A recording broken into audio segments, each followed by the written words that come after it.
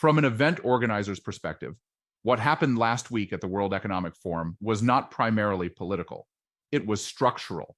One of the most prestigious stages in the world was borrowed, and the event lost control of the room. The speaker was Donald Trump, but that's not the point. This was not his venue. It belonged to the organizers, the institution, and the people who entered that space expecting a serious convening. From that moment on, the event was hijacked, not by protesters, not by logistics, by behavior and by what the room allowed to repeat. Every experienced organizer knows this moment. Public humiliation, mockery, and provocation don't just offend, they reprogram the room. Meanness is contagious. And when lies are repeated on a trusted stage without consequence, repetition does the real damage. Familiarity replaces scrutiny.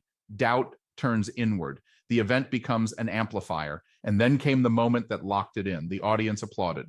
In an event, applause is not passive. Applause is permission. It tells the room this behavior and these claims are rewarded here.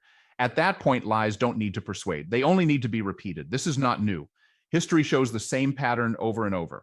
Long before television or social media, demagogues understood the power of rooms. Oratory replaced evidence.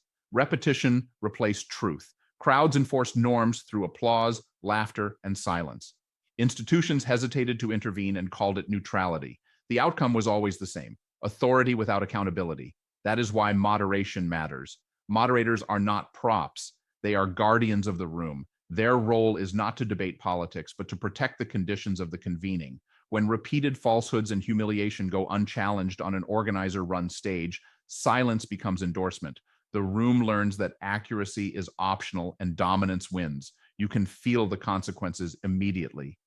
The room tightens. People stop leaning in. Questions disappear. The rest of the program never fully recovers. That's not ideology. That's how gatherings work. Here is the distinction organizers must own. When a president behaves this way at a rally or from the White House, that's politics. When it happens on an organizer-run stage, responsibility shifts. The legitimacy is borrowed. The trust is institutional. Neutrality becomes abdication. I say this as someone who has spent decades inside convenings and who serves on the board of the Stubblefield Institute, known for its civility awards and its research on political dialogue. Civility in that work is not politeness. It is infrastructure. It keeps systems open by protecting shared reality. Meanness closes systems. Repetition of lies closes them faster. It trains behavior. It recruits through reward. Young people watching don't see policy. They see a model of power with no consequences. So here is the lesson for organizers. Once you convene people, neutrality is over.